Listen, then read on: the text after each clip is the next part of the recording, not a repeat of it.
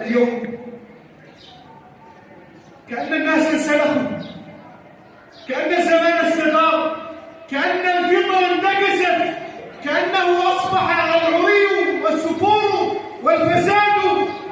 موضة العصر، وأن المرأة المتنقبة العفيفة المحافظة على نفسها أصبحت اليوم في مجتمعاتنا امرأة متخلفة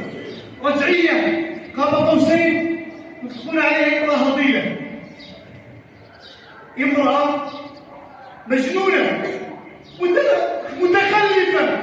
لا تعرف شيئا، لا تعرف عن الرقي ولا عن التطور ولا عن الحداثة.